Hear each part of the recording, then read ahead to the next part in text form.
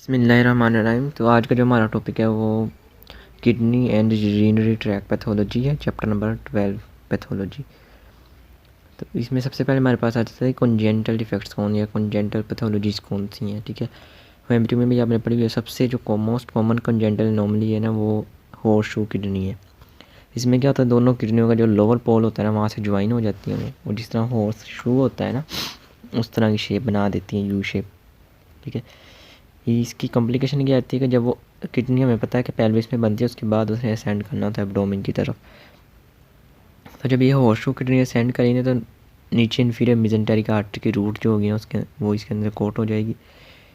ठीक है, और उसकी वजह से इन्फीरियर मेजेंटेरिक आर्टरी को डिस्टर्ब करेगी। ठीक है, ये और उसके वैसे भी इसमें दोनों पोल ज्वाइन हुए होंगे तो किडनी का फंक्शन भी कॉम्प्रोमाइज़ होता है। ठीक है, तो ये बस इसका इतना याद रखना है, एमसीक्यूज़ के लिए याद रखना है। एक तो मोस्ट कॉमन है, दूसरा किसके अंदर ये कोट होगी, इन्फीरियर मेजेंटेरिक आर्टरी के अंदर। उसके बाद आ जाएगी रेनल एजेनेसिस। एजेनेसिस मतलब ना बनना या एब्सेंट होना। ये होगा एब्सेंट किडनी फॉर्मेशन। ये यूनिलेटरल भी हो सकती है, बायलेटरल भी हो सकती है। यूनिलेटरल एजेनेसिस जब होगी तो यूनिलेटरल हमें पता है जब एक ही किडनी रह जाएगी तो सारा जितना भी बॉडी का लोड होगा वो उसके ऊपर शिफ्ट हो जाएगा। तो उससे क्या होगा, इसकी हाइपरट्रोफी हो जाएगी, हाइपर फिल्ट्रेशन हो जाएगी, जिसकी वजह से उसके फेलियर के चांसेस बढ़ जाएंगे। बायलेटरल एजेनेसिस है। बायलेटरल एजेनेसिस पोर्टर सिंड्रोम अगर आपने पढ़ा हुआ है एम्ब्रियो के अंदर उसके साथ रिलेटेड होती है। तो पोर्टर सीक्वेंस यहाँ पे सारा आएगा। पोर्टर लिख लें यहाँ पे POTTER।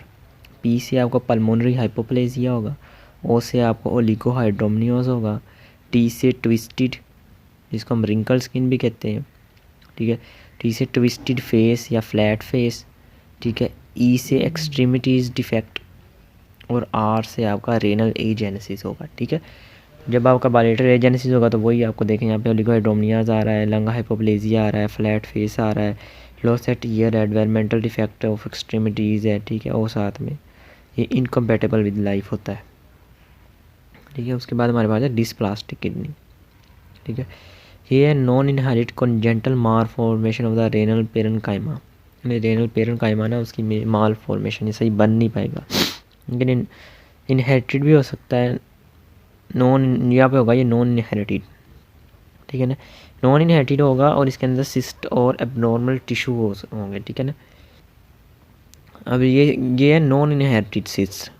ठीक है ना, ये हमें क्वेश्चन एग्जाम्स में आया, ये टर्म में आया था। वैसे ये पास्ट में तो नहीं आया, लेकिन कभी अगर वो क्लासिफिकेशन आपको कहेगा ना पॉलीसिस्टिक किडनी डिजीज़ की क्लासिफिकेशन करें तो उसमें जो नॉन इनहेरिटेड है ना वो ये डिस्प्लास्टिक किडनी के अंदर सिस्ट बनते हैं आपके पास। ठीक है ना, अब ये यूनिलेटरल भी हो सकती है, बायलेटरल भी हो सकती है। आपने इसको डिस्टिंग्विश किससे करना है, इनहेरिटेड पॉलीसिस्टिक किडनी डिजीज़ से आपने डिस्टिंग्विश करना है इसको। ठीक है, अब पॉलीसिस्टिक किडनी डिजीज़ क्या है, पॉलीसिस्ट पता लग रहा है कि यानी सिस्ट होंगे और ज़्यादा होंगे। ठीक है, अब ये इनहेरिटेड डिफेक्ट है। ठीक है, बायलेटरल इन लार्ज किडनी होती है और सिस्ट होते हैं। सिस्ट कहाँ पे होते हैं, रेनल कॉर्टेक्स और मेडुल्ला दोनों में होते हैं। अब ये आगे फर्दर किस में डिवाइड होता है, ये ऑटोसोमल रिसेसिव हो सकता है या ऑटोसोमल डोमिनेंट हो सकता है। जब ऑटोसोमल रिसेसिव होगा तो इसमें worsening renal failure with hypertension आपके पास होगा। इन्फेंट के अंदर होगा worsening renal failure with hypertension. Newborn में भी प्रेजेंट विद पोर्टर सीक्वेंस, इसके अंदर भी पोर्टर सीक्वेंस आ सकता है आपके पास। ठीक है ना, यानी इन्फेंट के अंदर और यहाँ पे वर्सनिंग रेनल फेलियर होगा, साथ में हाइपरटेंशन होगी आपके पास। ठीक है, जो ऑटोसोमल डोमिनेंट होगी वो अडल्ट के अंदर होगी। ठीक है, उसमें भी हाइपरटेंशन होगा ड्यू टू रेनल इंक्रीज, साथ में हिमाचूरिया और वर्सनिंग रेनल फेलियर उसके अंदर भी होगा। ठीक है, जो आपकी ऑटोसोमल डोमिनेंट है ये आपकी फैमिलीज़ के अंदर रन करेगी। ठीक है, यानी हमारे पास इनहेरिटेड था, फिर ऑटोसोमल रिसेसिव भी हो सकता है और ऑटोसोमल डोमिनेंट भी है। अगर ऑटोसोमल रिसेसिव हुआ वो इन्फेंट्स के अंदर होगी। ठीक है, और जो ऑटोसोमल डोमिनेंट है वो यंग में प्रेजेंट करती है। ठीक है, उसके बाद इसमें म्यूटेशन किस में होती है, APKD1 और APKD2। ठीक है, PKD तो वही पॉलीसिस्टिक किडनी डिजीज है, पीछे आपने ए लगा देना। APKD1 APKD2 gene cyst develop over time associate. अच्छा, ये वाली एसोसिएशन आपने याद रखनी है। ये एसोसिएट किसके साथ हो सकती है, बेरी एनोरिज्म के साथ हो सकती है, हेपेटिक सिस्ट के साथ हो सकती है, और माइट्रल वेल्व प्रोलैप्स के साथ हो सकती है। ठीक है, और बेरी एनोरिज्म असल में क्या होता है, ये आर्टरी स्वेल हो जाए अगर ब्रेन के अंदर, आपको उसको हम बेरी एनोरिज्म कहते हैं। एनोरिज्म डेवलप हो जाए ब्रेन के अंदर। ठीक है, और ये लीडिंग टू डेथ करता है। ठीक है, उसके बाद आ जाते हैं हमारे पास मेडलरी सिस्टिक किडनी डिजीज़, यानी यहाँ पे आपके कोर्टेक्स के अंदर नहीं, सिर्फ मेडल्ला के अंदर या मेडलरी कलेक्टिंग डक्ट्स के अंदर सिस्ट होगी आपके पास, ठीक है। ये भी ऑटोसोमल डोमिनेंट है, इनहेरिटेड है, ठीक है। इसमें पेरेन्काइमल फिब्रोसिस भी हो सकता है, साथ में किडनी श्रंक हो जाएगी और रेनल फेलियर हो सकता है, ठीक है। अब आ जाएगी acute renal failure. Acute renal failure में क्या होता है जी, अक्यूट होगा, सवेयर डिक्रीज होगा रेनल फंक्शन, ठीक है, विद इन डेज। इसका जो हेलमार्क या डायग्नोस्टिक पॉइंट है उसमें एजोटीमिया होगा, ठीक है, यानी increase blood urine nitrogen plus creatinine often with oliguria, ठीक है। ये एजोटीमिया की आपने लिख लेना है। एजोटीमिया में आपका ना अब normally high level of urea compounds होते हैं, लेकिन इसके अंदर सिम्टम नहीं आता कोई, ठीक है, इसलिए हम इसको एजोटीमिया कहेंगे। लेकिन जब आपका अब नॉर्मली हाई यूरिन कंपाउंड हो और साथ में सिम्टम आने शुरू हो जाए, फिर हम उसको यूरीमिया कहते हैं, फिर हम उसे एजोटीमिया नहीं कहते, ठीक है ना। तो हमारे एक्यूट रेनल फेलियर के अंदर एजोटीमिया होता है, साथ में आपको ओलिगोहाइड्रोमनियोज होगा, और ओलिगोहाइड्रोमनियोज कह रहा हूँ, ओलिगोयूरिया होगा, ठीक है।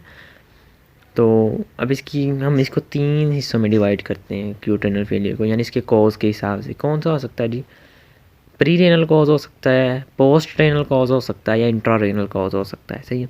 सबसे पहले आते हैं प्री रेनल एजोटीमिया।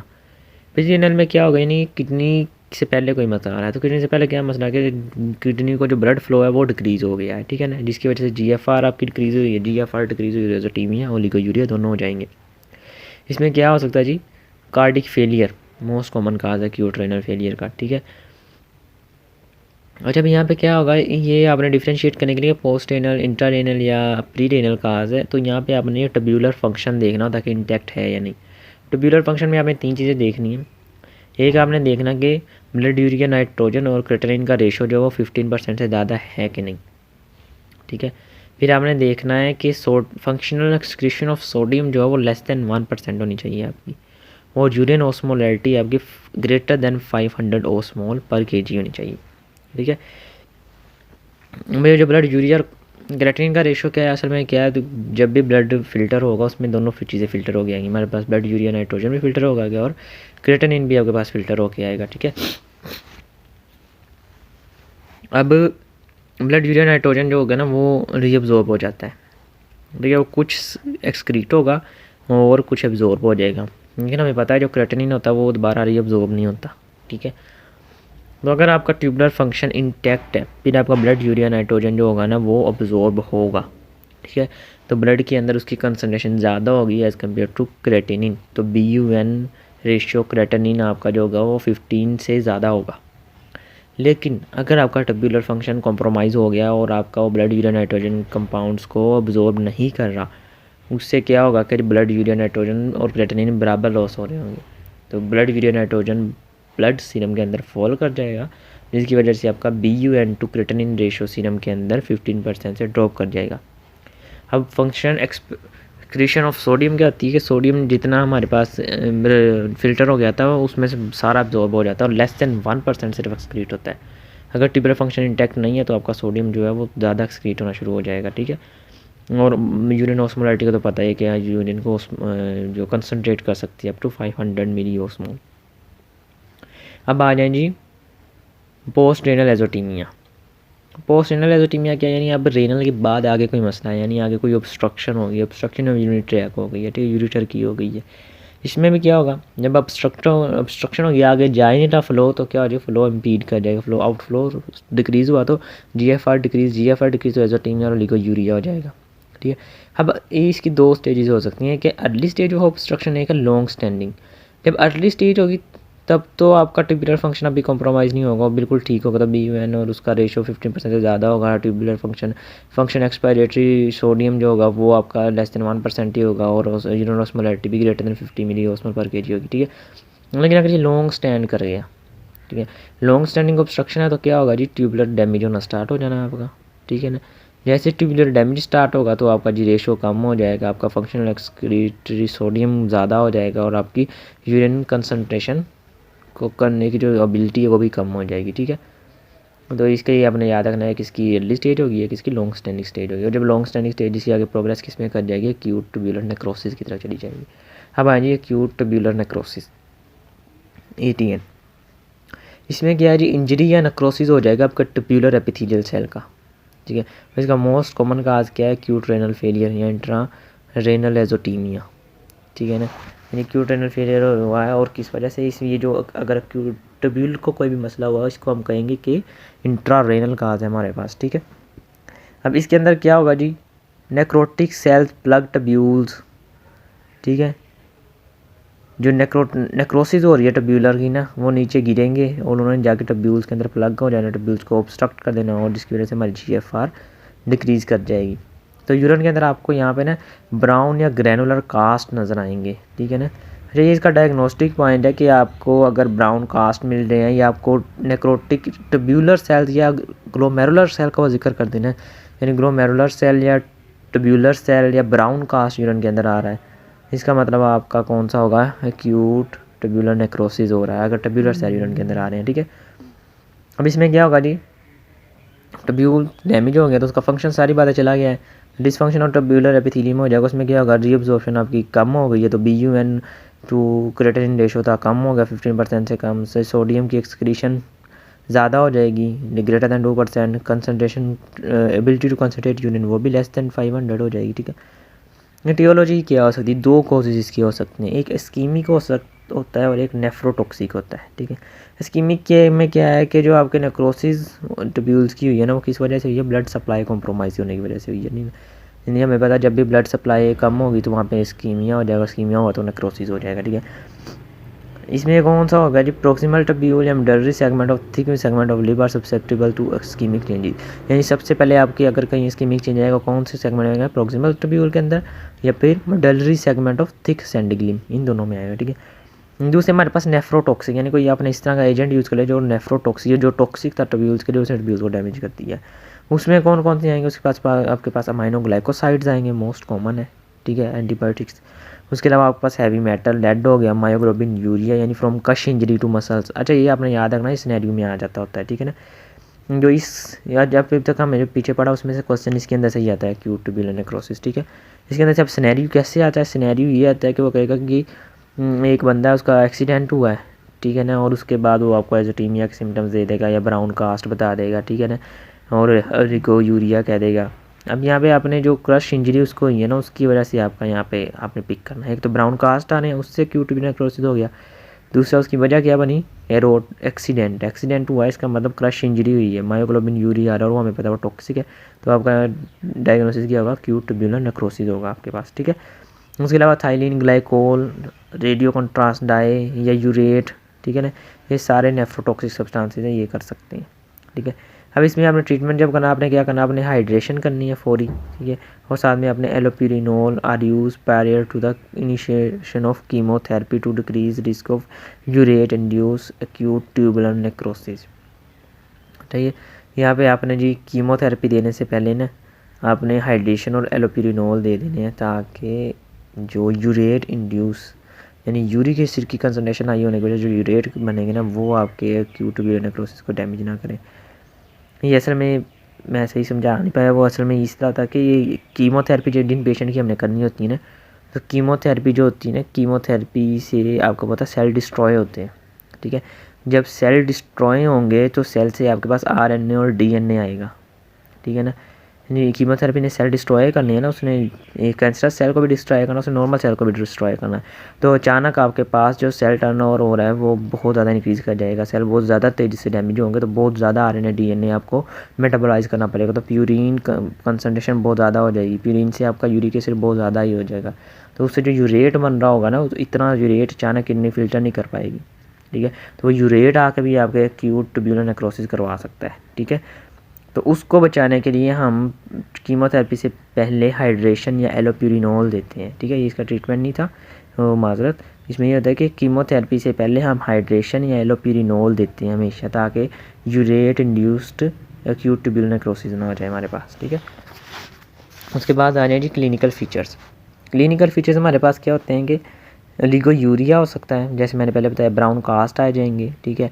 उसके बाद ट्यूबुलर नेक्रोसिस की वजह से आपका ट्यूबुलर फंक्शन कॉम्प्रोमाइज़ होगा, उसमें क्या एलिवेटेड BUN होगा, ठीक है, क्रेटिनिन एलिवेट किया होगा ब्लड के अंदर, आपका हाइपरकलीमिया मिलेगा आपको, ठीक है, मेटाबॉलिक एसिडोसिस मिलेगा, ठीक है, यानी पोटाशियम आपका एक्सक्रीट नहीं हो रहा, हाइड्रोजन आपका एक्सक्रीट नहीं हो पा रहा, ठीक है, तो मेटाबॉलिक एसिडोसिस मिलेगा आपको।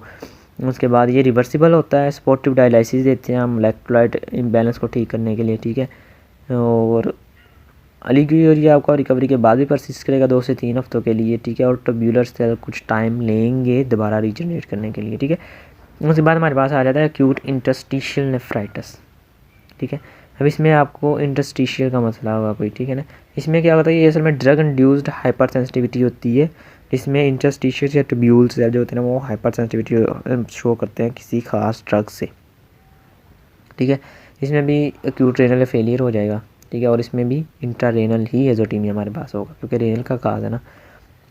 कोज क्या हो सकता है, एनसिड, पेंसिलिन या डायूरेटिक्स हो सकते हैं, ठीक है। प्रेजेंट कैसे करेगा, ओलिगोयूरिया, फीवर और rash 2 weeks after starting a drug and eosinophil may be seen in urine. अब इसके डायग्नोस्टिक पॉइंट 2 आपने याद रखने, एक तो कि ड्रग कोई हो, दूसरा रैश अपीयर हुआ या यूरिन के अंदर इसिनोफिल्स आ रहे हैं, ठीक है ना। रिजोल्व ड्रग की सेसेशन से हो जाएगा और may progress to renal papillary necrosis तक जा सकता है, ठीक है। अब आ जाता है हमारे पास renal papillary necrosis. Renal papillary necrosis में क्या हो जाता है, नेक्रोसिस हो जाता है रेनल पेपिला का, ठीक है। रेनल पेपिला का नेक्रोसिस हो जाएगा जिससे प्रेजेंटेशन क्या होगी, ग्रोस हिमाचूरी और फ्लैंक पेन आपके पास आएगी, ठीक है। कॉजेज क्या हो सकते हैं, क्रोनिक एनाल्जेसिक अब्यूज़ था, ठीक है। अभी हमने बताया कि एक्यूट इंटरस्टिशियल नेफ्राइटिस प्रोग्रेस कर जाता है अगर क्रोनिक यूज़ कर रहे हैं आप, ठीक है। डायबिटीज़ मेलाइटिस की वजह से हो सकता है, सिकल सेल ट्रेट की वजह से हो सकता है, या फिर सवियर एक्यूट पाइलोनेफ्राइटिस की वजह से हो सकता है, ये हम आगे पढ़ेंगे, ठीक है। अच्छा, मैं यहाँ तक जो हमने यहाँ से पढ़ा इसमें सवाल जो आया वो एक्यूट ट्यूबल नेक्रोसिस का ही आपका आया हुआ है, ठीक है, वो अपने अच्छे से कर लेना, बाकी आपने देख लेना। अब आ जाता है हमारे पास नेफ्रोटिक सिंड्रोम, ठीक है। नेफ्रोटिक सिंड्रोम का एक मेजर जो आपने याद रखना कि जब भी आपका प्रोटीन यूरिया 3.5 ग्राम पर डे से ज़्यादा इंक्रीज़ कर गया आपके पास नेफ्रोटिक सिंड्रोम होगा, ठीक है। बाकी इसके फीचर्स क्या हैं, हाइपोएल्ब्यूमिनीमिया होगा जिसकी वजह से पीटिंग एडीमा हो रहा होगा, हाइपोगैमा ग्लोब्यूलिनीमिया होगा आपके पास जिसकी वजह से रिस्क इन्फेक्शन बढ़ जाएगा आपके पास, हाइपर कोआगुलेबल स्टेट होगी आपके पास लॉस ऑफ एंटीथ्रोम्बिन 3 की वजह से, हाइपरलिपिडीमिया और हाइपर कोलेस्ट्रोलीमिया आपके पास होगा, और आपके पास फैटी कॉस्ट आ रहे होंगे यूरिन के अंदर, ठीक है ना। ये आपके पास सारे किसके फीचर्स हैं, नेफ्रोटिक सिंड्रोम की। ये SCQ आया हुआ जिसके अंदर वो पूछ रहा था कि नेफ्रोटिक सिंड्रोम के 4 फीचर्स बता दें, ठीक है, वो ये आपने बता देने हैं, ठीक है। अब आपको पता है कि प्रोटीन लॉस हो रहा है तो ग्लोबुलिन, गैमा ग्लोबुलिन भी लॉस हो रहे हैं, एल्ब्यूमिन भी लॉस हो रहे हैं, इसलिए इनका लेवल कम हो गया है, ठीक है। उसके अलावा लीवर ये हाइपर कोआगुलेबल स्टेट क्यों हो रही है जी, एंटीथ्रोम्बिन 3 आपके पास लॉस हुई जा रही है जी। दूसरा क्या जी, हाइपरलिपिडीमिया और हाइपर कोलेस्ट्रोलीमिया, ठीक है, यानी जब आपका ब्लड पतला होना शुरू हो जाएगा क्योंकि प्रोटीन तो सारा लॉस हो ही जा रहा है, तो ब्लड की कंसंट्रेशन या वो कंसिस्टेंसी मेंटेन करने के लिए लिवर उसके अंदर फिर लिपिड्स डालना शुरू कर देता है, और उसकी वजह से आपकी जो स्टेट होती है वो हाइपरलिपिडीमिया या हाइपर कोलेस्ट्रोलीमिया पे शिफ्ट हो जाती है, ठीक है। अब आ जाएंगे इसके कॉजेज़ कौन कौन से हो सकते हैं नेफ्रोटिक सिंड्रोम के, ठीक है। नेफ्रोटिक सिंड्रोम सबसे पहली वजह मिनिमल चेंज डिजीज़ की वजह से हो सकता है, ठीक है ना। ये बहुत इंपॉर्टेंट है, बहुत ज़्यादा सवाल आया हुआ है इसका मिनिमल चेंज डिजीज़ का, ठीक है ना। बाज़ औक़ात यही होता है सिनेरियो, यानी जब भी नेफ्रोटिक सिंड्रोम आपके पास आएगा ना तो उसका काज मिनिमल चेंज डिजीज़ ही होती है, मोस्ट कॉमन काज यही है, ठीक है। और इसका सिनेरियो भी आएगा, सिनेरियो का डायग्नोस्टिक फीचर मैं आपको लगाता हूँ, पहले इसको कर लेते हैं। ये most common cause nephrotic syndrome है चिल्ड्रन के अंदर, ठीक है, इडियोपैथिक है लेकिन एसोसिएटेड होता है किसके साथ, हॉजकिन लिम्फोमा के साथ, ठीक है। उसके बाद अच्छा इसकी अब जो लैब्स या डायग्नोस्टिक फीचर्स हैं या माइक्रोस्कोपिक फीचर्स हैं उसमें क्या है, जब हम इसकी हिस्टोलॉजिकल एग्जामिनेशन करेंगे उसके अंदर आपको नॉर्मल ग्लैमरुलाई नज़र आएंगे, यानी नॉर्मल नज़र आएगा ग्लैमरुलाई, ठीक है। लेकिन यहाँ पे आपको प्रोक्सिमल ट्यूब्यूल्स के अंदर लिपिड्स नज़र आएंगे, ठीक है ना, ये आपने याद रख लेना।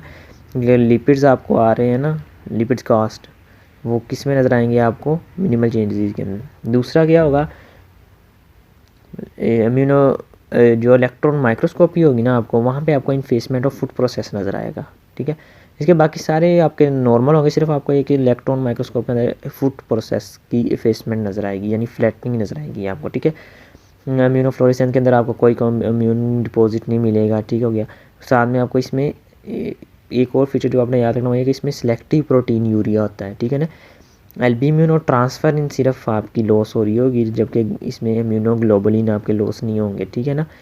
तो सिलेक्टिव प्रोटीन यूरिया हो रहा है, IF इसका नॉर्मल है, इसका HG भी नॉर्मल है। इलेक्ट्रॉन माइक्रोस्कोपी में आपको इफेसमेंट ऑफ फूड प्रोसेस नज़र आया है, ठीक है, और साथ में सिलेक्टिव प्रोटीन यूरिया। अच्छा, इसका जो डायग्नोस्टिक फीचर होता है ना, एक तो ये आपका कि इफेसमेंट ऑफ फूड प्रोसेस का जिक्र करते हो, और दूसरा सबसे जो मेजर का डायग्नोस्टिक फीचर है ना, वो ये आखिरी पॉइंट है कि ये एक्सीलेंट रिस्पॉन्स देता है स्टीरॉइड को, ठीक है ना। एक्सीलेंट रिस्पॉन्स टू स्टीरॉइड्स हमेशा वो सैलियो का जिक्र करता है, और मैं इससे अपने फौरी पिक कर लेना कि मिनिमल चेंज डिजीज़ है, ठीक है। एक्सीलेंट रिस्पॉन्स आता है क्यों, असल में जो हमने कहा इसकी वैसे तो इडियोपैथिक है, लेकिन इसकी जो एसोसिएशन वो है हॉजकिन लिम्फोमा से। तो हॉजकिन लिम्फोमा में क्या होता है जी, आपके साइटोकाइंस बन रहे होते हैं, ठीक है। उन साइटोकाइंस ने आके आपका करवाना था ये वाला काम सारा ख़राब, ठीक है। वो साइटोकाइंस आएंगे, उन्होंने आके आपके फूड प्रोसेस को एपिथेलियल सेल में डैमेज कर देना, जिसकी वजह से वो फ्लैट हो जाएगा, और उसकी वजह से आपका ये सारा डिवेल्प होगा, ठीक है। तो साइटोकाइंस जो आ रहे थे आपके, उनको स्टीरॉइड्स इनहिबिट कर देंगे, और उससे आपको ये डिजीज़ इंप्रूव कर जाएगी, ठीक है। उसके बाद हमारे पास आ जाता है फोकल सेगमेंटल ग्लोमेरुलोनेक्रोसिस, ठीक है। ये सवाल है फोकल सेगमेंटल ग्लोमेरुलोनेक्रोसिस। अच्छा, इसमें जो एक SCQ आया और जिसके अंदर उसने पूछा कि प्राइमरी ग्लोमेरुलोपैथीज और सिस्टेमिक के नाम बता दें, ठीक है। तो ये जो हम पढ़ रहे हैं ना, इसमें से पहले 4 जो है ये प्राइमरी ग्लोमेरुलोनेफ्राइटिस है, जिसमें ग्लोमेरुलस का मसला आएगा, और 2 सिस्टेमिक डिजीज़ है, डायबिटीज़ मेलाइटस और सिस्टेमिक माइलोइडोसिस, तो सिर्फ इसके नाम लिखने थे, ठीक है। उसके अलावा एक और क्वेश्चन आया जिसके अंदर उसने कहा था कि आप इन्वेस्टिगेशंस बताएं कौन सी करेंगे अपने नेफ्रोटिक सिंड्रोम के अंदर, ठीक है। तो वो भी आप लिख लें, उसमें हम करेंगे यूरिनालाइसिस करवाएंगे, हम RFTs करवाएंगे, हम सीरम एल्ब्यूमिन करवाएंगे, हम लिपिड प्रोफाइल करवाएंगे, हम और रेनल बायोप्सी, ठीक है। ये हम 5 इन्वेस्टिगेशन करवाएंगे, ठीक है। उसके बाद हमारे पास आ जाता है फोकल सेगमेंटल ग्लोमेरुलोनेक्रोसिस, ठीक है। इसका सवाल नहीं आया हुआ, लेकिन सवाल हमारा मिनिमल चेंजेस का ही आया हुआ था, आगे जो आएगा वो मैं बता दूंगा। लेकिन ये आपने करना, इसमें क्या होता है जी, most common cause of nephrotic syndrome in Hispanics and African American.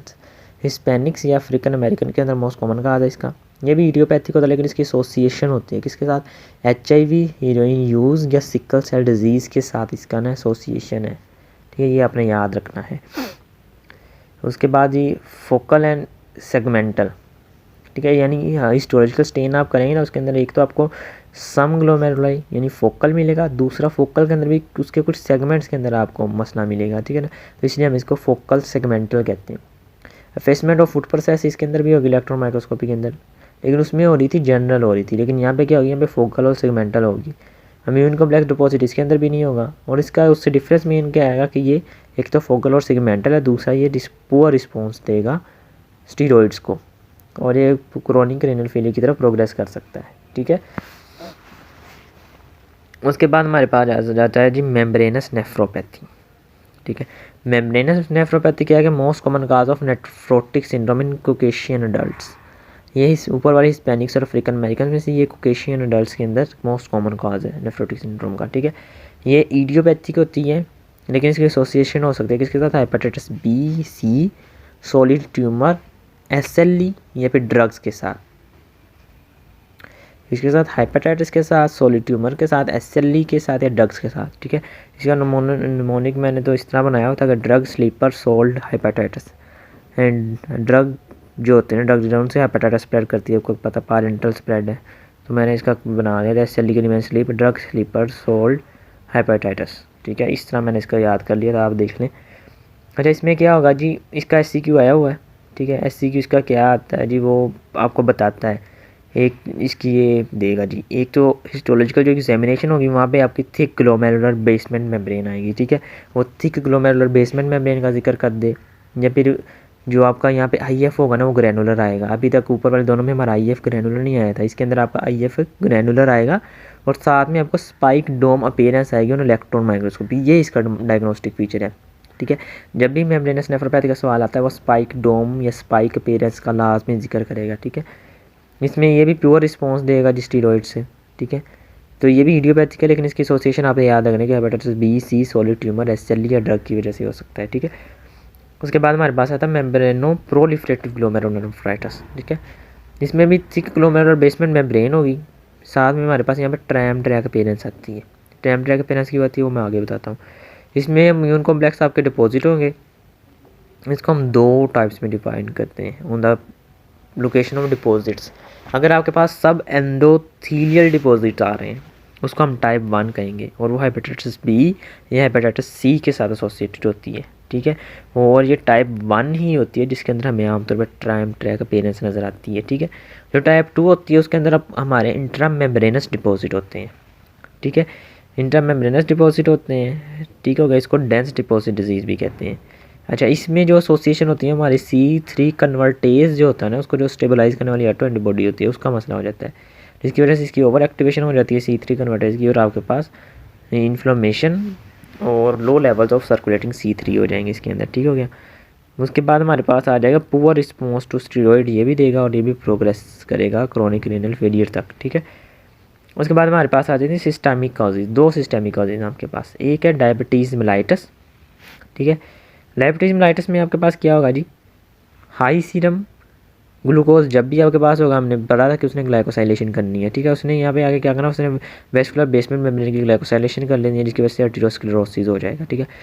अब अगर ये एथेरोस्क्लेरोसिस किडनी के अंदर आपके इफरेंट या एफरेंट आर्टरियूल्स का हो जाए, मोस्ट कॉमनली इफेक्टेड इफरेंट आर्टरियूल है, ठीक है। इसकी वजह से हाई वहाँ पे हाइपरटेंशन हो जाएगी, हाई ग्लोमेरुलर फिल्ट्रेशन हो जाएगी। जब ये होगा तो उसकी वजह से माइक्रो एल्ब्यूमिन्यूरिया स्टार्ट हो जाएगा, यानी एल्ब्यूमिन आपकी ब्लड में आना स्टार्ट हो जाएगी और यूरिन के अंदर आना स्टार्ट हो जाएगी, ठीक है। Eventually progress to Aahista Aahista progress कर जाएगा किसकी तरफ, नेफ्रोटिक सिंड्रोम की तरफ। इसमें आपको नज़र क्या आएगा, जो इसके डायग्नोस्टिक फीचर है, एक है कि स्क्लेरोसिस ऑफ मेसेंजियम होगी आपके पास, दूसरा फॉर्मेशन ऑफ केमिस्ट्रल विल्सन नड्यूल्स आपको मिलेंगे इसके अंदर, ठीक है। अच्छा, इसमें अगर हम एस इनहिबिटर्स दे देंगे ना तो ये progression of hyper filtration induce damage कम कर सकते हैं हम, ठीक है। क्योंकि हमें पता है कि जो हमारे पास एस इनहिबिटर है इसने वेज़ोडाइलेशन करवा देनी है इफरेंट आर्टरियूल की। उसके बाद हमारे पास आ जाता है सिस्टेमिक अमाइलोइडोसिस। अमाइलोइडोसिस में आपको पता था डिजीज़ है जिसके अंदर अमाइलोइड बन रहे होते हैं और वो डिपॉजिट होना स्टार्ट हो जाते हैं। अगर वो अमाइलोइड आके आपके मेसेंजियम में डिपॉजिट हो गए हैं, उससे आपके नेफ्रोटिक सिंड्रोम बन जाएगा। इसका डायग्नोस्टिक फीचर आपने क्या याद रखना है, एप्पल ग्रीन बायफ्रेंजेंस आपको पोलराइज्ड लाइट में नज़र आएगी जब आप कॉन्गो रेड के साथ स्टेन करेंगे, ठीक है। तो इस तरह आपका जो ये है कंक्लूड हो गया है नेफ्रोटिक सिंड्रोम। अब हम चलते हैं नेफ्रिटिक सिंड्रोम। अच्छा, नेफ्रिटिक सिंड्रोम होता है जब आपका प्रोटीन यूरिया लिमिट हो और लेस दैन 3.5 ग्राम पर डे हो, लेकिन इसके अंदर ओलिगोयूरिया आइसोटीमिया होगा, इसमें साल्ट रिटेंशन, पेरिऑर्बिटल डीमा और हाइपरटेंशन होगी, और इसके अंदर आरबीसी कास्ट आ रहे होंगे आपके यूरिन के अंदर, आरबीसी या डिस्मॉर्फिक आरबीसी कास्ट या डिस्मॉर्फिक आरबीसीज आपको यूरिन के अंदर आ रही होंगी, ठीक है ना। बायोप्सी के ऊपर आपको हाइपर सेलुलर या इन्फ्लेम ग्लोमेरुलाई आती है, ठीक है। तो ये ज़्यादा ख़तरनाक होता है नेफ्रोटिक सिंड्रोम के निस्बत, क्योंकि इसके अंदर आपके आरबीसी कास्ट, आरबीसी का मसला भी आ रहा है और ये ज़्यादा उस ख़तरनाक है, ठीक है। उसके बाद हमारे पास यहाँ पे क्या थी, immune complex deposit activate complement 5A attack neutrophil which immediate damage, ठीक है। उसके बाद जी अब इसके कॉजेज़ कौन कौन से हो सकते हैं, ठीक है। सबसे पहला है जी पोस्ट स्ट्रेप्टोकोकल ग्लोमेरुलोनेफ्राइटिस, ठीक है। अच्छा, जब भी आपके पास आरबीसी कास्ट का वो जिक्र कर दे, ठीक है, प्रोटीन यूरिया का जिक्र कर दे, आपके पास हमेशा मोस्टली आपके पास नेफ्रेटिक सिंड्रोम ही होता है, ठीक है। और जब भी वो नेफ्रोटिक का जिक्र करेगा तो वो आपके पास प्रोटीन यूरिया 3.5 से ज़्यादा लिखेगा और आरबीसी कास्ट नो आरबीसी लिखेगा, क्योंकि कोई आरबीसी कास्ट नहीं आ रही, ठीक है। पोस्ट स्ट्रेप्टोकोकल ग्लोमेरुलोनेफ्राइटिस, इसमें क्या होगा, ये नेफ्रोटिक सिंड्रोम बनेगा जिसके अंदर बीटा हीमोलिटिक स्ट्रेप्टोकोकल जो ग्रुप ए हमारे पास थे उनकी इन्फेक्शन हुई होगी फेरेंक्स की या स्किन की, और उसके कुछ दिनों बाद अचानक ग्लोमेरुलोनेफ्राइटिस डेवलप हो जाएगा, ठीक है ना। इसको हम कहते हैं पोस्ट स्ट्रेप्टोकोकल ग्लोमेरुलोनेफ्राइटिस, ठीक है। आकर विद नेफ्रोजेनिक स्ट्रेन, नेफ्रोटोजेनिक स्ट्रेन कौन सी होती है, क्योंकि उसके बाद जो विलेंस फैक्टर होगा ना उसके अंदर एम प्रोटीन होती है, हमने पढ़ा भी हुआ ये, ठीक है। में आकर after infection with non streptococcal किसी ऑर्गेनिज्म की वजह से भी हो सकता है, लेकिन ज़्यादातर स्ट्रेप्टोकोकल से ही होता है, ठीक है।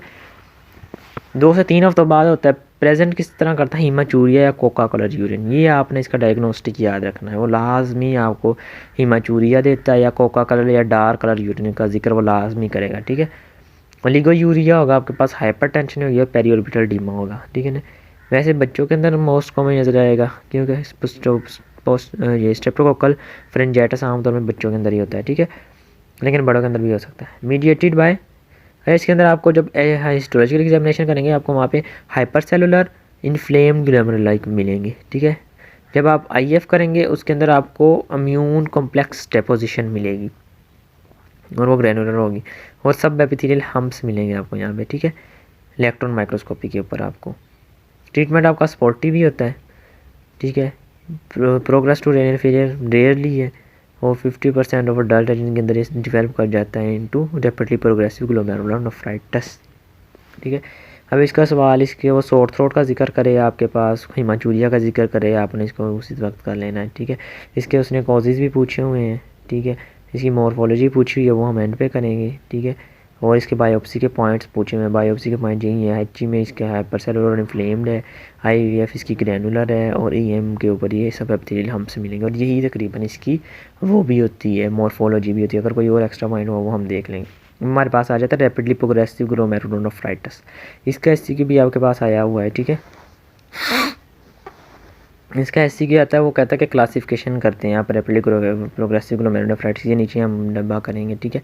या फिर इसके अंदर वो एक ही सिनेरियो इसका मेन एक बार आया था, उसके अंदर उसने कहा था कि आपके पास एक तो सिम्टम्स देगा वो सारे नेफ्रिटिक सिंड्रोम के, दूसरा उसने कहा था कि जो यूरिन के अंदर है ना प्राइटल या बायोप्सी के अंदर प्राइटल सेल प्रोलिफरेशन का उसने जिक्र किया था, mesangium proliferation, parietal cell proliferation का जिक्र किया था। तो आपने याद रखना है कि जब भी मेसेंजियल सेल तो नहीं, जब भी प्राइटल सेल प्रोलिफरेशन या क्रिसेंट इन ब्रोमन स्पेस आ जाए ना, क्रिसेंट इन ब्रोमन स्पेस, इसका मतलब आपके पास रैपिडली प्रोग्रेसिव ग्लोमेरुलर नेफ्राइटिस है, ठीक है।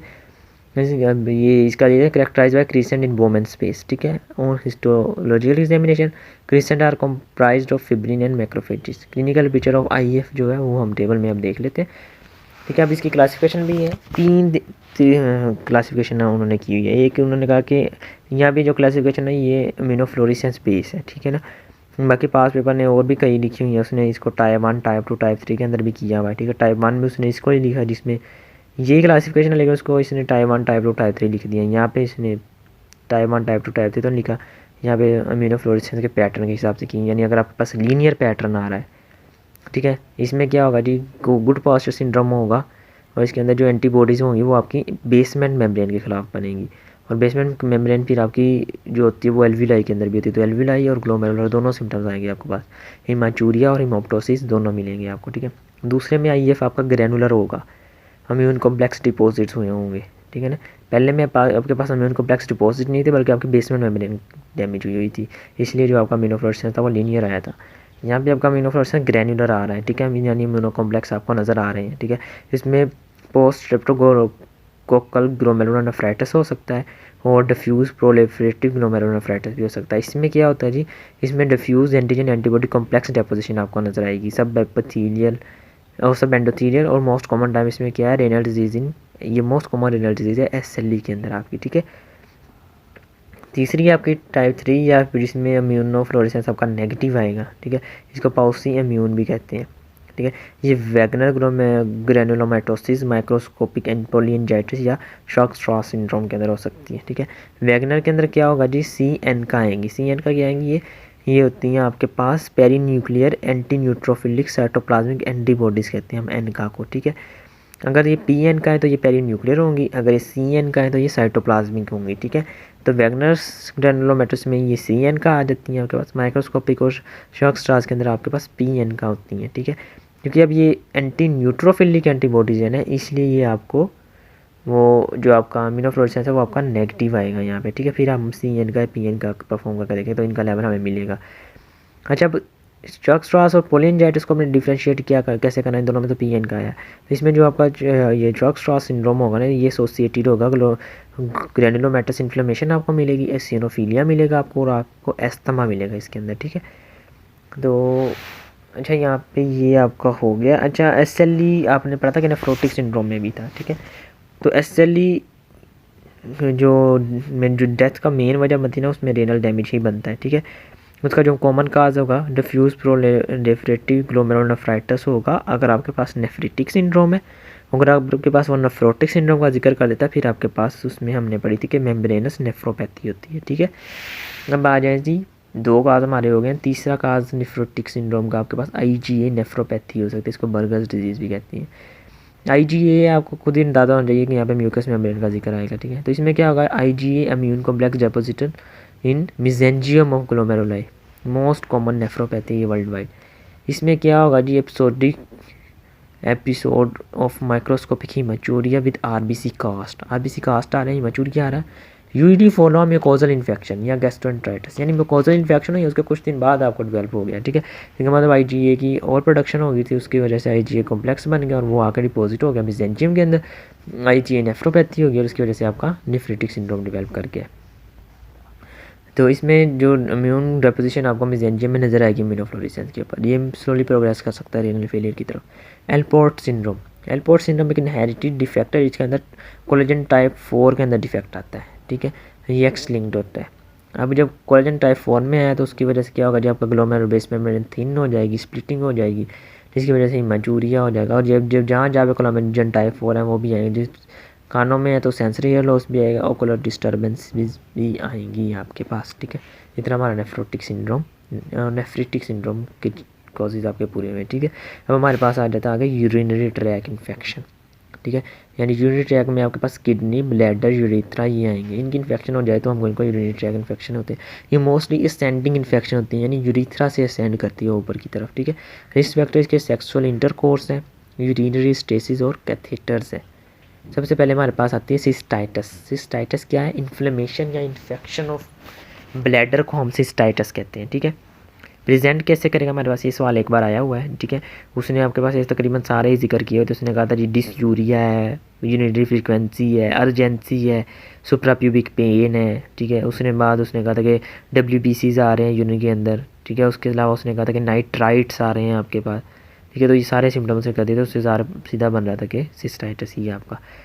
अच्छा, इसमें प्रेजेंट कैसे करेगा, डिसयूरिया, यूरिनरी फ्रीक्वेंसी होगी, अर्जेंसी होगी, डिसयूरिया यानी डिफिकल्टी इन यूरिनेशन है, सुप्राप्यूबिक पेन होगा, सिस्टेमिक साइंस इसके अंदर एब्सेंट होंगे, ये याद रखना है आपने। अभी जो हम आगे डिजीज़ पढ़ेंगे उसके अंदर सिम्टम्स तकरीबन सारे सेम होंगे, लेकिन उसमें आपको सिस्टेमिक साइंस आ रहे होंगे, तो इसमें आपने याद रखना कि सिस्टाइटिस के अंदर आपको सिस्टेमिक साइंस एब्सेंट मिलेंगे, ठीक है। यूरिन एनालिसिस के अंदर आपको ग्लाउडी यूरिन मिलेगा और तकरीबन 10 WBCs मिलेंगे हाई पावर फील्ड के अंदर आपको, ठीक है। WBCs प्रेजेंट होंगे यूरिन के अंदर। डिपस्टिक के अंदर आपको पॉजिटिव ल्यूकोसाइट एस्टेज मिलेगा और नाइट्राइट्स मिलेंगे, यानी बैक्टीरिया इन्फेक्शन है तो बैक्टीरिया ने आपके नाइट्रेट्स को नाइट्राइट के अंदर कन्वर्ट किया होगा। कल्चर जो है ना वो इसका गोल्ड स्टैंडर्ड है, लेकिन ग्रेटर देन 1 लाख क्लोनिफॉर्म यूनिट्स होना चाहिए आपके पास। इटियोलॉजी ये याद रखनी है आपने, वो अक्सर पूछा था कि 4 ऑर्गेनिज्म बताएं जो यूरिनरी ट्रैक इन्फेक्शन काज करते हैं, ठीक है ना। 4 पूछता है लेकिन यहाँ पे 5 लिखे हुए हैं, तो आप 5 याद कर लें, ठीक है ना। इकोलाई 80% में होता है। उसके अलावा जो सेक्सुअली एक्टिव पर्सन होंगे उनके अंदर सेप्रोफिटिस, स्टाफाइलोकोकस सेप्रोफिटिकस भी होगा, ठीक है। क्लेप्सिला न्यूमोनाई हो सकता है, प्रोटियस मिरेबलस हो सकता है, इसके अंदर gland urine with ammonia scent आएगा, या फिर आपके पास एंटेरोकोकस फिकैलस हो सकता है, ठीक है। अच्छा, अब एक इसके अंदर होता है सिस्टाइटिस, एक हमारे पास स्टेराइल पाईयूरिया होता है, ठीक है ना।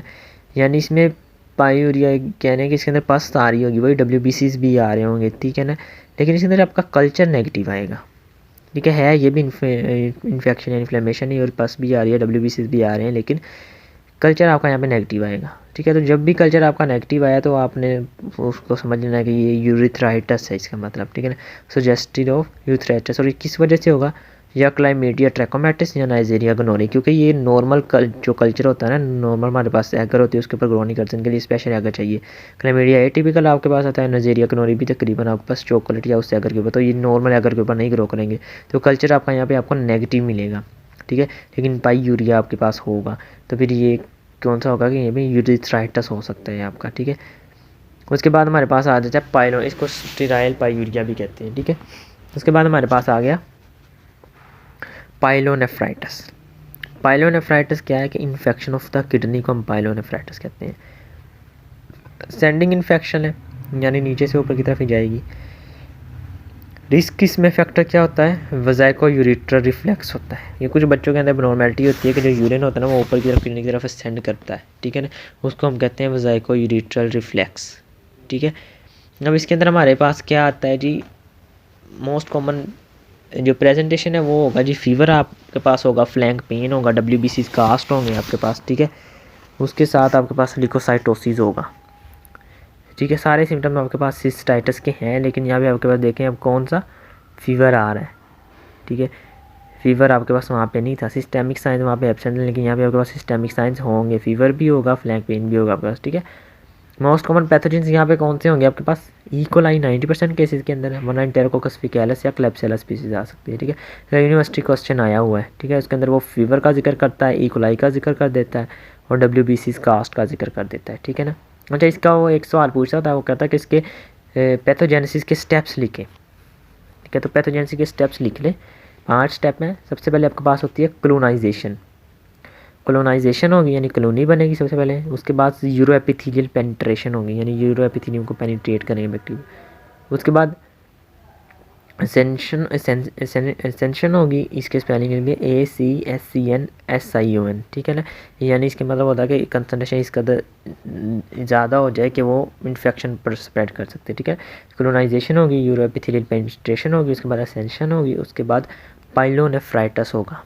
ठीक है, पाइलोनेफ्राइटिस के बाद आखिरी स्टेप आपके पास कौन सा होगा, एक्यूट किडनी इंजरी होगी। ठीक है, तो ये स्टेप्स ऑफ पैथोजेनेसिस है, इसके ये सवाल आता है इसका अक्सर। ठीक है, उसके बाद आ जाता है जी क्रोनिक पाइलोनेफ्राइटिस। अगर आपका पाइलोनेफ्राइटिस लॉन्ग स्टैंड हो गया, यहाँ तक हो गया कि फिब्रोसिस हो, एट्रोफी हो गया ट्यूब्यूल्स की और मल्टीपल बू, ठीक है, तो इसको हम कहेंगे क्रोनिक पाइलोनेफ्राइटिस। किस वजह से होगा, अगर बार बार एक्यूट अटैक आ रहे हैं, multiple boots of acute pyelonephritis है। ठीक है, या ड्यू टू वेजिको यूरिटर रिफ्लेक्स बच्चों के अंदर और ऑब्स्ट्रक्शन ड्यू टू BPH और सर्वाइकल कार्सिनोमा बड़ों के अंदर, ये इसके कॉज या रिस्क फैक्टर है।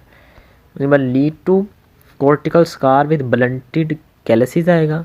Scarring at the upper pole and lower pole in is the characteristic of vesico ureteral reflex. ठीक है, एट्रोफिक ट्यूब्यूल्स आपको मिलेंगे, इसिनोफिलिक प्रोटीनिशियस मटीरियल मिलेगा आपको जो थायराइड फॉलिकल से मिलेंगे, इसलिए इसका हम दूसरा नाम इसका क्या करते हैं, थायराइडाइजेशन ऑफ फॉलिकल किडनी भी कहते हैं इसको, और वैक्सीकास्ट आपको इनके अंदर मिलेंगे इसके अंदर। ठीक है, अब आ जाए जी बेसिक नेफ्रोलिथियासिस के ऊपर। नेफ्रोलिथियासिस क्या है, यानी स्टोन फॉर्मेशन हो जाए अगर यूरिनरी ट्रैक के अंदर, उसको हम नेफ्रोलिथियासिस कहते हैं। ठीक है, इसमें क्या होता है, 2 वजह हो सकती हैं। एक होता है कि आपकी हाई कंसनट्रेशन होगी सल्यूट की, ठीक है, या फिर आपका जो वॉल्यूम है वो लो वॉल्यूम यूरिन हो गया। ठीक है, ये 2 प्रेजेंट कैसे करता है, कॉलिकी पेन होगा, हिमाचूरिया होगा और यूनिलेटर फ्लैंक टेंडरनेस होती है। ठीक है, बेसिक प्रिंसिपल। अच्छा, नेफ्रोलिथियासिस की अब जो टाइप्स है ना, इसका सवाल ऐसी की आता है कि कितनी टाइप्स हैं वो बता दें। ठीक है, या फिर अब वो दे के सिनेरियो पूछा था कि कौन सा वो है। ठीक है ना, तो इसके अंदर पहले आ जाए कि types and causes of stones, ये बॉक्स में आ जाए। 4 तरह के स्टोन्स आपके पास आते हैं। पहले होते हैं कैल्शियम ऑक्सलेट या कैल्शियम फॉस्फेट, मोस्ट कॉमन है एडल्ट के अंदर, 80% केसेस के अंदर ये होते हैं। ठीक है, इसकी मोस्ट कॉमन काज जो है वो वैसे तो इडियोपैथिक है, और लेकिन ये हाइपर कैल्सीयूरिया और हाइपर कैल्सीमिया के साथ रिलेटेड होता है। ठीक है, और क्रोन्स डिजीज़ के अंदर भी नज़र आ जाते हैं। ट्रीटमेंट आपने क्या करना है, आपने कैल्शियम स्पेरिंग डायूरेटिक्स दे देने हैं जिसमें हाइड्रोक्लोरोथायाजाइड आता है। दूसरी आपके पास AMP स्टोन हो जाएंगे, अमोनिया मैग्नीशियम फॉस्फेट। हमें पता है कि ये सेकंड मोस्ट कॉमन है, 10% होते हैं इसके अंदर, ये हमने पढ़ा भी हो गया, प्रोटियस वल्गैरस या क्लेब्सिला स्पीसीज़ के अंदर होते हैं। ठीक है ना, यूरिएज पॉजिटिव ऑर्गेनिजम्स होते हैं ये। ठीक है, इसी अल्कलाइन यूरिन बना देते हैं जो लीड कर जाता है स्टोन फॉर्मेशन में इसके अंदर। अच्छा, आपको अब स्टैग हॉर्न कैल्कुलाई मिलते हैं, ये इसका डायग्नोस्टिक है। ठीक है ना, तो नाइडस होता है फॉर यूरिनरी ट्रैक इन्फेक्शन में। ट्रीटमेंट में आपने सर्जिकल रिमूव करना है, साथ में आपने पैथोजन को रेडिकेट करना है। तीसरे नंबर पे हमारे पास आते हैं यूरिक एसिड, 6 to 9% केसेस में ये होते हैं। मोस्ट कॉमन स्टोन है ये, 3rd मोस्ट कॉमन। ठीक है, रेडियोलूसेंट, यानी ये रेडियोलूसेंट होते हैं, आपको एक्सरे के ऊपर नज़र नहीं आते। ठीक है, जबकि बाकी जो होते हैं वो रेडियो पेक होते हैं। अच्छा, ये इनका रिस्क फैक्टर क्या है, जो वो बंदा जो हॉट एरिड क्लाइमेट में या लो यूरिन वॉल्यूम पे हो या एसिडिक pH के अंदर, वहाँ पे इनकी ये रिस्क फैक्टर हाई है। ठीक है, most common stone patient in gout के पेशेंट पे, हाइपरयूरिसीमिया के, ठीक है, या जिनमें ल्यूकीमिया या माइलोप्रोलिफरेटिव डिसऑर्डर्स हों, उनमें रिस्क इंक्रीज होता है इनका। ठीक है, ट्रीटमेंट हमने क्या करना है, हमने हाइड्रेशन कर लेनी है। ठीक है, एंड अल्कलाइनाइजेशन ऑफ यूरिन, यहाँ पे हम अल्कलाइनाइजेशन करेंगे क्योंकि यहाँ पे एसिडिक pH की वजह से बन रही है। उसके अलावा आप अल्काइनेशन के लिए आप पोटाशियम बाइकार्बोनेट दे सकते हैं, ठीक है। उसके बाद एलोपिरिनोल दे सकते हैं, ठीक है। उसके अलावा आप गाउट के पेशेंट के अंदर आप एलोपिरिनोल दे सकते हैं, ठीक है ना। चौथे नंबर पर जो आखिरी स्टोन है आपके पास वो सिस्टीन हो की स्टोन, उसमें 1 to 2% होते हैं। ये मोस्ट कॉमन बच्चों के अंदर नज़र आते हैं आपको।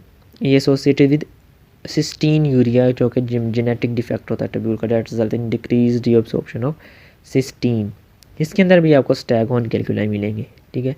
और इसमें आपका ट्रीटमेंट क्या, हाइड्रेशन और क्लाइनाइजेशन ऑफ यूरिन। अच्छा, अब स्टैगहोर्न अगर आपको अडल्ट के अंदर मिल गया तो AMP स्टोन है, बच्चों के अंदर मिला तो आपके पास सिस्टीन स्टोन है, ठीक है। उसके बाद आ जाए जी chronic renal failure. Chronic renal failure में आपके पास एंड स्टेज किडनी फेलियर होता है, ठीक है ना। May result from glomeruli tubular inflammatory और वेस्कुलर इंसल्ट्स की वजह से हो सकता है। मोस्ट कॉमन काजेज इसके डायबिटीज़, हाइपरटेंशन और ग्लोमेरुलर डिजीज़ हैं, ठीक है। क्लिनिकल फीचर्स क्या हो गए, यहाँ पे आपके पास यूरीमिया होगा, ठीक है ना, यूरीमिया होगा। उसके अलावा nausea, anorexia, pericarditis, platelet dysfunction, encephalopathy, asterixis और deposition of urea crystal in skin, ये सारे यानी किडनी के सारे फंक्शन कॉम्प्रोमाइज़ हो जाएंगे। सोल्ट एंड वाटर टेंशन से हाइपर टेंशन हो जाएगा, हाइपरक्लीमिया से मेटाबॉलिक एसिडोसिस हो जाएगा, अनीमिया हो जाएगा क्योंकि एरिथ्रोपॉइटिन प्रोडक्शन में डिक्रीज हुई है, हाइपोकैल्सीमिया हो गया है, कैल्शियम की एक्टिव फॉर्म नहीं बन रही हो, विटामिन डी की एक्टिव फॉर्म नहीं बन रही, कैल्शियम एब्जॉर्ब नहीं हो रहा, ठीक हो गया। रेनल ऑस्टियोडिस्ट्रोफी हो जाएगी, ठीक है, जो कि हाइपर पैराथायरॉयडिज्म का वजह भी बनेगी, ऑस्टियोमलेशिया करेगी, ऑस्टियोपोरोसिस करेगी। ट्रीटमेंट क्या है, या फिर डायलिसिस या पार्शियल ट्रीटमेंट, कंप्लीट ट्रीटमेंट आपका रेनल ट्रांसप्लांट है। अब जब आप डायलिसिस कर रहे होते हैं उसकी कॉम्प्लिकेशन क्या आती है कि सिस्ट डेवलप हो जाती है श्रंकन किडनी के अंदर during a dialysis, increase risk for renal cell carcinoma, ठीक है। इसका SCQ भी आया हुआ है, इसके अंदर वो पूछा था कि 6 फाइंडिंग्स बताएं। 6 फाइंडिंग आपने यही बतानी है, uremia, salt and water retention, hyperkalemia, anemia, hypocalcemia और रेनल डिस्ट्रोफी, ठीक है। उसके बाद आ जाएंगी रेनल नियोप्लास्ट, रेनल नियोप्लेजिया यानी कोई ट्यूमर बन जाना किडनी का, उसको हम रेनल नियोप्लेजिया कहेंगे, ठीक है। इसमें पहला है angiomyolipoma, angio blood vessel, myo muscle, lipoma fat and hematoma comprise of blood vessel, muscle और adipose tissue. Increase frequency in tubular necrosis, tubular necrosis में फ्रीक्वेंसी इंक्रीज की होती है, ठीक है। उसके बाद आपके पास आ जाता है रेनल सेल कार्सिनोमा। ये सबसे इंपॉर्टेंट सवाल है, अगर ट्यूमर्स में से कोई सवाल आता है वो मोस्टली यही आता है, रेनल सेल कार्सिनोमा का, ठीक है। मलिग्नेंट एपिथेलियल ट्यूमर है, किसका, कहाँ से राइज करता है, रेनल ट्यूब्यूल्स, किडनी ट्यूब्यूल से राइज करता है। ये सवाल के अंदर वो पूछता है कि ये कहाँ से रिवाइज करता है, तो किडनी ट्यूब्यूल्स से राइज करता है ये आपका, ठीक है। उसके बाद आ जाए जी प्रेजेंटेशन आपकी क्या होगी, हिमाचूरिया होगा, पैल्पेबल मैस और फ्लैंक पेन या ट्राइएड है क्लासिक इसका, लेकिन ये मोस्टली तीनों इकट्ठे नहीं ऐड करते, कोई एक आधा ही आएगा, ठीक है। साथ में आपके पास फीवर आएगा, वेट लॉस आ जाएगा, पैरानियोप्लास्टिक सिंड्रोम कोई होगा, ठीक है ना। ये SCQ आता है, वो पूछता है कि रेनल सेल कार्सिनोमा की एसोसिएशन बताएं, ये एसोसिएटेड किससे है, पैरानियोप्लास्टिक सिंड्रोम से रिलेटेड होता है एसोसिएटेड, ठीक है। उसके अलावा आपको लेफ्ट साइडेड वेरिकोसील मिलेगी, क्यों, अगर आपका renal cell carcinoma left kidney पे और उसने रेनल वेन को ब्लॉक कर दिया है, तो आपको पता है कि जो लेफ़्ट साइड की स्प्रेमेटिक वेन है ना आपकी, वो आके लेफ़्ट रेनल वेन में होती है, तो वो ब्लॉक हो जाए, इसलिए आपका लेफ़्ट साइड वेरिकोसील होगा। जबकि right testicle when direct inferior vena की में आती है, तो राइट साइड का नहीं होगा आपके पास, ठीक है। ग्रॉस एग्जामिनेशन में आपको येलो मैस मिलेगा और मोस्ट कॉमन इसके वेरिएंट जो है ना वो क्लियर साइटोप्लाज्म है, ठीक है, क्लियर सेल कार्सिनोमा या क्लियर साइटोप्लाज्म टाइप जो है, ठीक है। इसके अंदर सवाल वो कौन सा पूछता है, तो पूछेगा तो पैल्पेबल मैस देगा, हिमाचूरिया दे देगा, ठीक है ना, ये देगा। उसके अलावा इसका जो सवाल पूछता है ना वो कहता है कि मोस्ट कॉमन वेरिएंट जो है उसको बयान करते हैं, वो क्लियर सेल टाइप है वो अपने बयान कर देनी है, ठीक है। या फिर वो पूछ लेता है कि इसके वेरिएंट्स 4 बता दें, तो वो वेरिएंट्स लिख दें। एक क्लियर सेल कार्सिनोमा है, दूसरा आपके पास पेपिलरी कार्सिनोमा है, तीसरा आपके पास क्रोमोफोब कार्सिनोमा है, चौथा आपके पास XP11 ट्रांसलोकेशन कार्सिनोमा है, ठीक है। अब इसके पास आ जाते हैं पैथोजेनेसिस क्या है। एक तो आपके पास WHL जो ट्यूमर सप्रेसर जीन है ना, उसकी लॉस हो जाएगा। उसके लॉस होने की वजह से IGF आपके पास इंक्रीज़ कर जाएगा, HIF इंक्रीज़ कर जाएगा, ठीक है ना। जिसकी वजह से इंक्रीज़ आपके पास बेसोथिलियन जो थ्राइव ग्रोथ फैक्टर या प्लेटलेट ड्राइव ग्रोथ फैक्टर हो जाएंगे।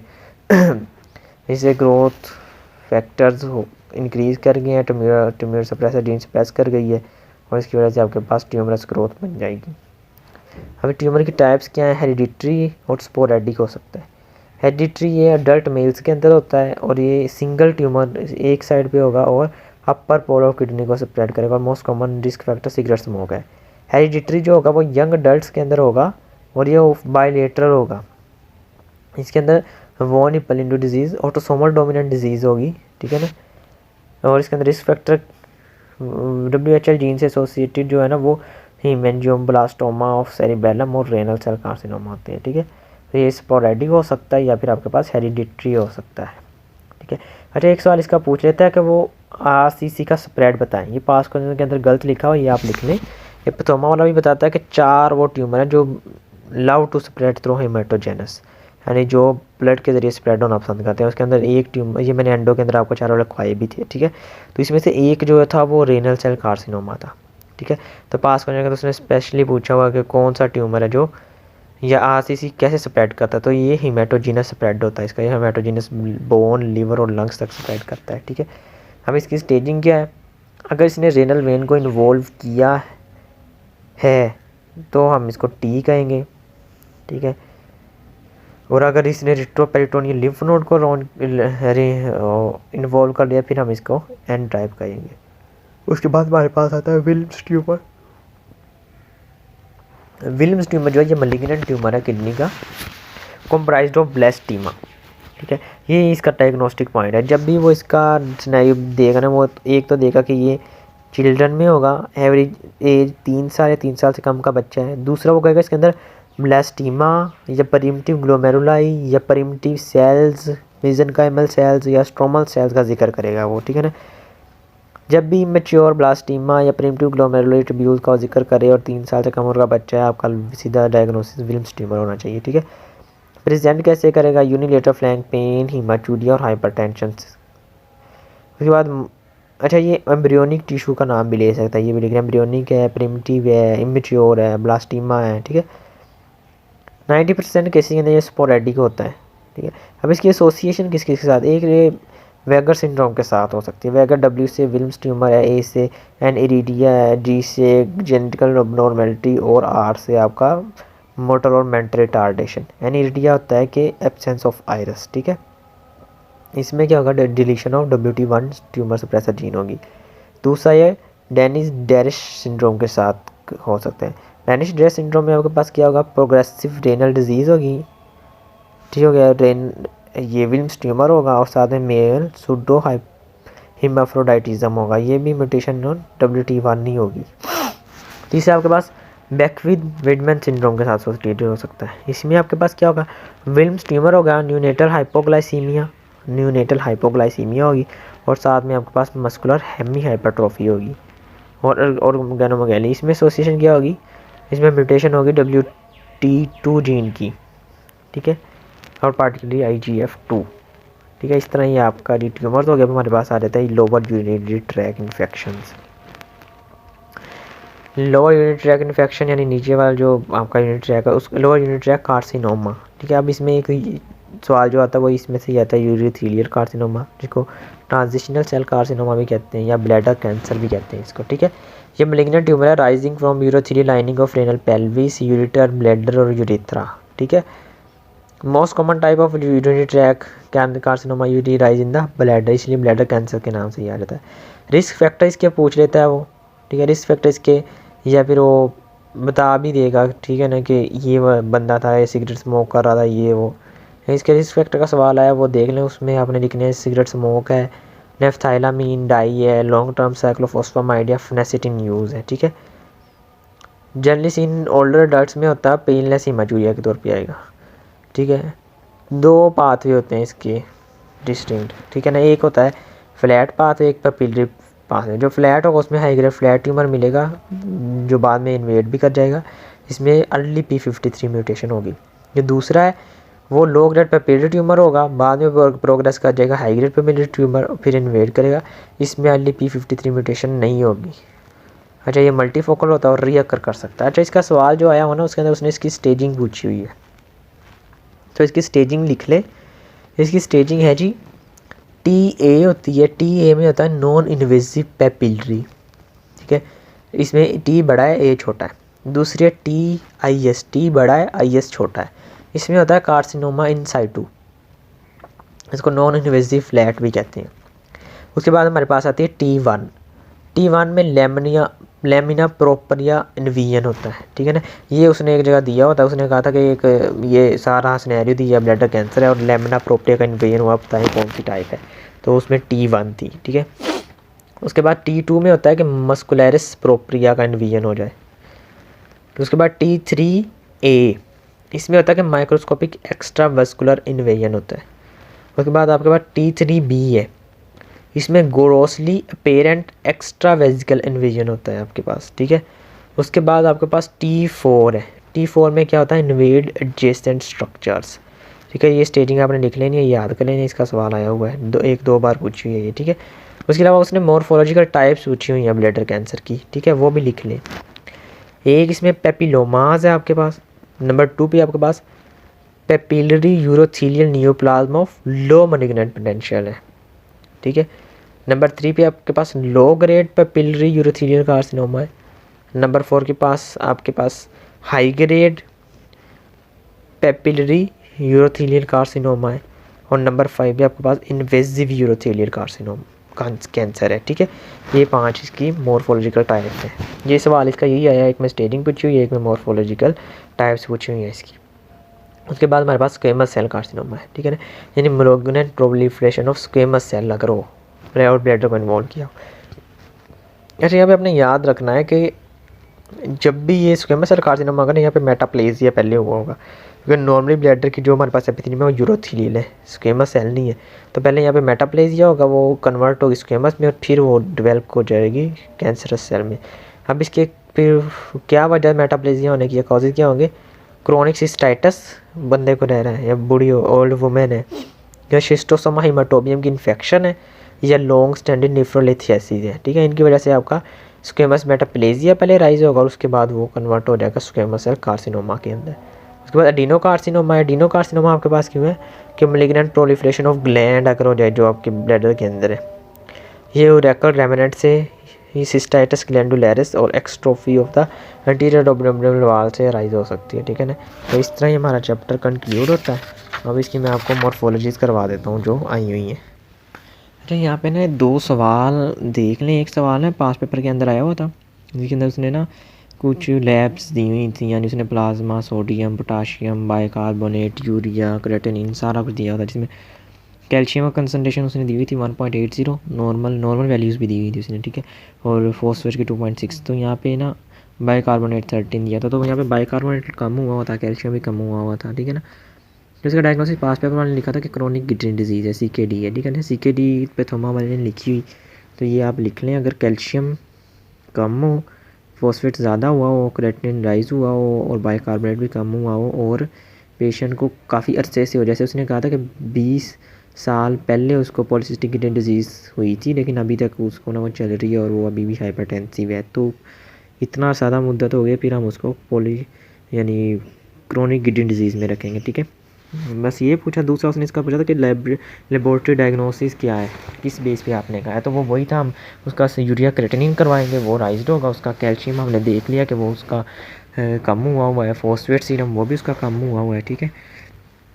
और एक उसने इसके अंदर पूछा था कि कौन सी टाइप का एसिडोसिस होगा, ठीक है। किडनी के अंदर हमें पता है कि मेटाबॉलिक एसिडोसिस होता है आपको अगर किडनी फेलियर में चली जाए, क्योंकि जो आपका बाइकार्बोनेट है वो अब्जॉर्ब नहीं हो पा रहा और जो आपकी हाइड्रोजन है वो एक्सक्रीट नहीं हो पा रहा, ठीक है। तो इसकी वो उसने कहा था किस बेस पे फिर आप कहेंगे कि मेटाबॉलिक एसिडोसिस है, तो हम कहेंगे जी उसकी pH जो है वो 7.5 से कम हो जाएगी। दूसरा उसकी बायोकार्बोनेट आयन की कंसनट्रेशन कम हो जाएगी, ठीक है। तीसरा इसके अंदर उसने पार्ट पूछा था कि कैल्शियम और फॉस्फेट के लेवल्स पे क्या इफेक्ट आएगा, क्योंकि किडनी अगर पॉलीसिस्टिक किडनी डिजीज़ में जा रही तो एक्टिवेशन ऑफ विटामिन D नहीं हो रही होगी, ठीक है, जिसकी वजह से कैल्शियम और फॉस्फेट दोनों का लेवल यानी कैल्शियम का लेवल डिक्रीज़ कर जाएगा आपके पास, और फॉस्फेट एक्सक्रिएट नहीं हो रहा तो फॉस्फेट का लेवल आपके पास इंक्रीज़ कर जाएगा, ठीक है। तो ये दूसरा एक सवाल 1-2 बार आया हुआ जिसमें अंदर ना वो बल्कि 1-2 से ज़्यादा बार ही आया हुआ है। वो कहता है कि इन डिश द काजेज़ ऑफ हिमाचूरिया, यानी हिमाचूरिया के काजेज़ लिख दें आप, ठीक है। तो वो लिख लें, एक किडनी स्टोन्स, दूसरा प्रोस्टाइटस, तीसरा यूटीआई, चौथा किडनी कैंसर, पांचवा इंटरनल ब्लीडिंग, और छठा है ब्लैडर इन्फेक्शन, ठीक है। ये कॉजेज़ हैं जिसके अंदर आपको हिमाचूरिया हो सकता है, kidney stones, prostatitis, UTI, kidney cancer, internal bleeding या ब्लैडर इन्फेक्शन के अंदर, ठीक है। अब आ जाए जी मॉर्फोलॉजीज़ के ऊपर। मॉर्फोलॉजीज़ आपकी ना तकरीबन वही है सारी जो हमने टेक्स्ट के अंदर कर ली हैं, किडनी की साथ साथ ही हो जाती हैं। सबसे पहले जो किडनी की आई हुई है ना, मिनिमल चेंज डिजीज़ की आई हुई है, तकरीबन 4-5 में, 2012 में, 16 में, 19 में, 20 के अंदर आई हुई है, ठीक है ना। तो इसके अंदर मिनिमल चेंज डिजीज़ में वही आनी है आपकी, ठीक है ना। यानी आपको एक तो यहाँ पे प्रोटीन ड्रॉपलेट्स एंड लिपिड्स आएंगे, ठीक है ना। यानी प्रोक्सिमल टब्यूल के अंदर आपको लिपिड्स नज़र आएंगे। Cells of proximal tubules are laden with lipids, lipid cast आपको पता नहीं। दूसरा क्या था, diffuse effacement of foot process of podocytes. Electron microscopy पे आपको फूड प्रोसेस की जो क्या नज़र आएगी जी, इन्फेसमेंट नज़र आएगी, ठीक है। अच्छा, इसकी पहले लिखनी लाइट माइक्रोस्कोपी। लाइट माइक्रोस्कोपी इसकी नॉर्मल होगी, ठीक है। इलेक्ट्रॉन माइक्रोस्कोपी भी आपको नजर आएगा, एक तो लेडन विद लिपिड्स मिलेंगे, दूसरा आपको effacement of podocytes foot process मिलेगी, ठीक है। तीसरा आपको cytoplasm podocyte appear flattened over external aspect of glomerular basement membrane, ठीक है। तो इसके अंदर मेन जो फाइंडिंग है ना वो यही होती है, इफेसमेंट फूड प्रोसेस, और दूसरा लिपिड्स आएंगे, ठीक है ना। उसके बाद हमारे पास आ जाती है मेम्ब्रेनस नेफ्रोपैथी, ठीक है। मेम्ब्रेनस नेफ्रोपैथी में एक लाइट माइक्रोस्कोप है, ठीक है। लाइट माइक्रोस्कोप में, ठीक है, लाइट माइक्रोस्कोप में आपको पता है कि डिफ्यूज़ थिकनिंग मिली थी आपको ग्लोमेरुलर बेसमेंट मेम्ब्रेन की, ठीक है। उसके बाद आपके पास आ जाती है कि इलेक्ट्रॉन माइक्रोस्कोप। इलेक्ट्रॉन माइक्रोस्कोप के अंदर आपको क्या होगा, इलेक्ट्रॉन माइक्रोस्कोप के अंदर आपके पास है सब एपिथेलियल डिपॉजिट्स हुए होंगे, ठीक है ना।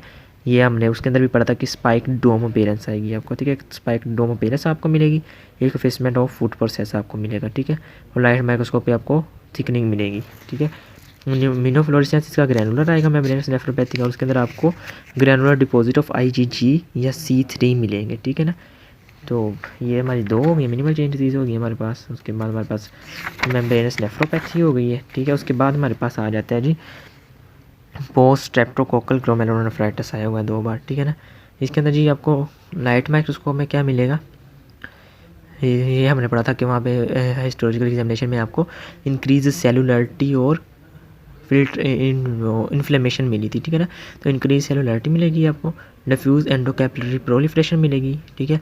उसके अलावा आपको क्रिसेंट्स नज़र आ सकते हैं, ठीक है। इलेक्ट्रॉन माइक्रोस्कोपी के ऊपर आपको इम्यून कम्प्लेक्स अरेज एज सब एंडोथीलियल या इंट्रामेम्ब्रेनस डिपॉजिट्स आपको मिलेंगे, ठीक है। और सब एपिथेलियल हम्प्स नज़र आएंगे आपको, मेसेंजर डिपॉजिट्स नज़र आ सकते हैं आपको, ठीक है। इम्यूनोफ्लोरेसेंस आपकी ग्रैनुलर डिपॉजिट ऑफ IgG या कम्प्लीमेंट आएगा, ठीक है। ये आपका पोस्ट स्ट्रेप्टोकोकल ग्लोमेरुलोनेफ्राइटिस है, यानी वही आपकी सेलुलरिटी नज़र आई है आपको, सब एपिथेलियल हम्प्स नज़र आए आपको, इम्यूनोफ्लोरेसेंस आपकी ग्रैनुलर नज़र आई है आपको, ठीक है। उसके बाद रैपिडली प्रोग्रेसिव ग्लोमेरुलोनेफ्राइटिस की भी एक बार आई हुई है, ठीक है। इसके अंदर आपको लाइट माइक्रोस्कोपी पे क्या नज़र आएगा, वो क्रिसेंट्स नज़र आएंगे आपको। Crescents form due to proliferation of epithelial cell by migration of monocyte into Bowman capsule. दूसरा आपको सेगमेंटल कैपिलरी नेक्रोसिस नज़र आएगा, ठीक है। उसके बाद हम चलते हैं इलेक्ट्रॉन माइक्रोस्कोपी के ऊपर। इलेक्ट्रॉन माइक्रोस्कोपी के एक तो आपको डेंस कॉम्प्लेक्स इम्यून डिपॉजिट्स मिलेंगे, दूसरा आपको rupture in the glomerulus basement membrane मिलेंगे, तीसरा आपको क्रिसेंट ओब्लिटरेट बोमेन्स कैप्सूल, ठीक है। इम्यूनोफ्लोरेसेंस के ऊपर आपको IG3 C3 डिपॉजिट्स मिल सकते हैं, ठीक है। उसके बाद हमारे पास आई हुई है रेनल सेल कार्सिनोमा की, ठीक है ना। तो रेनल सेल कार्सिनोमा में एक क्लियर सेल टाइप है, एक पेपिलरी कार्सिनोमा, लेकिन मोस्टली रेनल सेल टाइप की पूछते हैं वो, क्लियर सेल टाइप की, ठीक है ना। तो क्लियर सेल टाइप के ऊपर एक तो जो आपकी ग्रोथ आपको नज़र आएगी ना, ग्रोथ के अंदर आपको सॉलिटरी या लार्ज नज़र आएगा, ठीक है। Yellow to orange to grey white आपको एरिया नज़र आएगा सिस्टिक सॉफ्टनेस और हेमरेज के साथ, ठीक है। माइक्रोस्कोपी में आपको cell appear vacuolated clear cells नज़र आएंगे आपको, ठीक है। Nucleus are small and down नज़र आएंगे आपको। सेल में फॉर्म अबॉर्टिव ट्यूब्यूल्स और में क्लस्टर इन कॉर्ड्स, ठीक है। उसके अलावा आपको हाईली एनाप्लास्टिक नियोप्लाज्म नज़र आ सकता है, ट्यूमर इन्वेड्स रेनल वेन आ सकता है, या stroma scanty and high vascular, ठीक है। ये फीचर्स हैं। ये एक क्लियर सेल्स नज़र आएंगे आपको, न्यूक्लियस स्मॉल और डाउन नज़र आएंगे आपको। सेल्स में फॉर्म अबॉर्टिव ट्यूब्यूल्स हो सकता है, हाईली एनाप्लास्टिक नियोप्लाज्म हो सकता है, या फिर ट्यूमर इन्वेड्स रेनल वेन, ठीक है ना, ये आपको नज़र आ सकते हैं। तो इस तरह एक चैप्टर हमारा जी कंक्लूड होता है, ठीक है। तो दुआ में याद रखिएगा। अल्लाह ने